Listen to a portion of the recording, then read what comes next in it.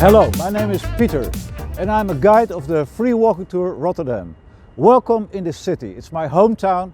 I was born here, I lived here all my life, and I'm very proud that I can tell you a little bit about the history, the present and the future of Rotterdam, a wonderful city.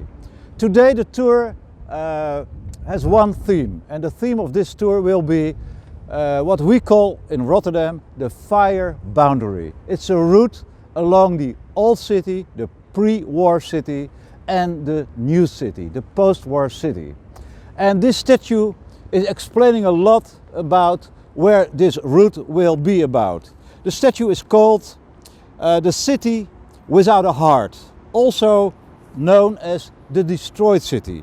It's built by the Russian-French artist Osip Satkine, and better than words, it symbolizes what has happened here on May the 14th, 1940, the day that Nazi Germany bombed the city center of Rotterdam. It was a terrible day.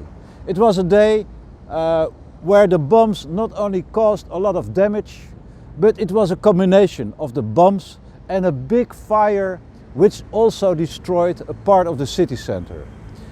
The fire was very difficult to extinguish for two reasons. There was a shortage of equipment and a really very strong wind scourged the city.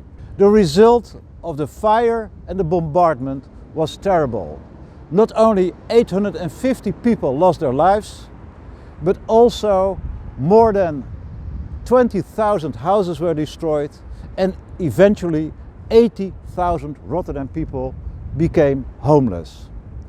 The fire boundary route gives us a very good impression of how Rotterdam looked like before the war started and how Rotterdam has changed after the war, how the city had to reinvent itself and to rebuild itself. I give you a very brief quote from a woman who told 60 years after the war how she as a child has experienced that Black Tuesday in May 1940, and I will quote her literally. She told us, "When we heard the alarm, we rushed to our cellar. There we heard the bombs constantly falling and howling, and we felt the earth of Rotterdam trembling. We stayed there in the cellar for at least a day, paralyzed by fear. Then my father gathered all his courage and he went upstairs very slowly. We heard him walking through the corridor and opening the front door. After 15 minutes or so, he returned to me, my brother and my younger sister.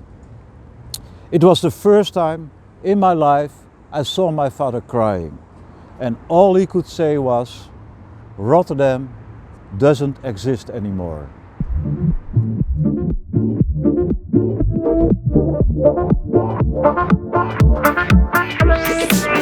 This is the second stop of our fire boundary tour, and it's an excellent spot to tell you a little bit more how the Netherlands and Rotterdam got involved in the Second World War.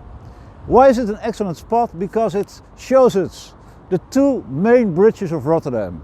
Here we have the new Williams Bridge, and there we have the iconic Erasmus Bridge.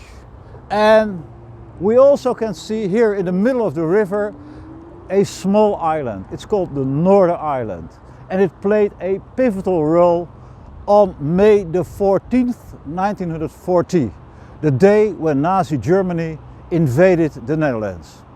Of course, the Germans had expected it would be like a blitzkrieg, as they call it in German. A war which would only take maybe 24 hours, because the Netherlands had a very, very weak army. It was underfunded, it was not very well trained, and to be honest, we don't like wars at all. We are a trading nation, so we prefer to stay friends with everybody. And that's why we were neutral during the First World War. But unfortunately for the Netherlands, that would not be repeated 30 years later. So the Germans wanted to take us by surprise. But something completely different happened here in Rotterdam. The Nazi army arrived from the south. They succeeded in occupying the Northern Island, the small island there in the middle of the river. And they even succeeded in crossing this bridge. In the end, Dutch soldiers, and especially the Rotterdam-based Marines, succeeded in driving the Germans back to that side of the river. And they only could keep one stronghold here at the north side of the river.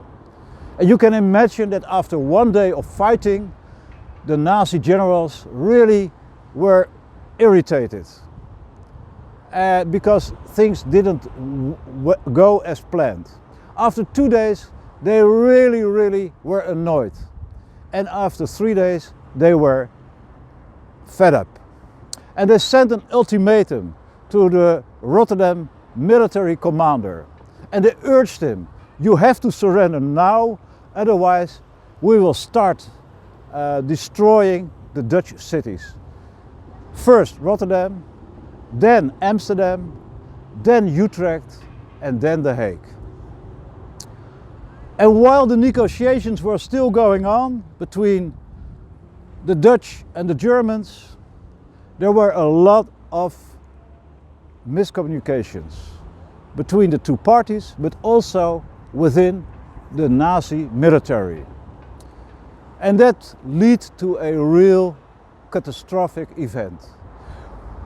The Nazi bombers did miss the signal which was sent to them from the South Bank, and the signal told them to abort their mission. But they didn't see it, they missed it.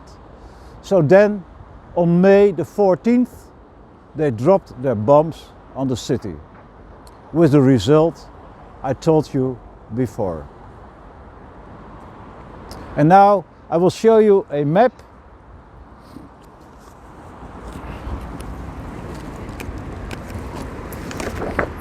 of how the city looked 3 months after the bombardment. As you can see,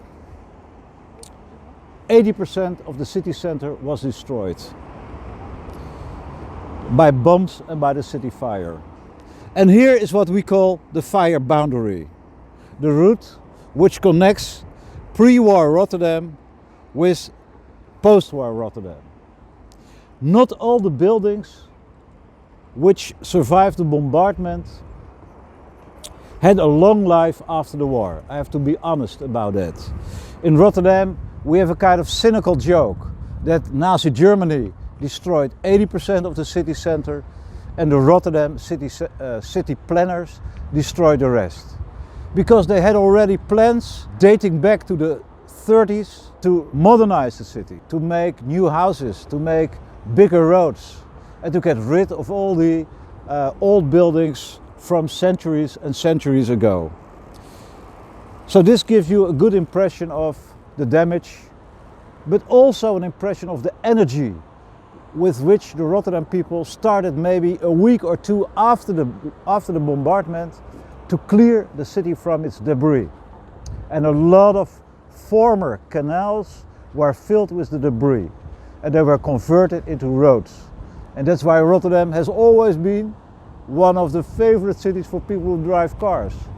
When you compare it to Amsterdam or The Hague or Utrecht, we already had big roads from the pre-war years. So we will go now to the first stop along the fire boundary, and there I will tell you more about what happened after the war.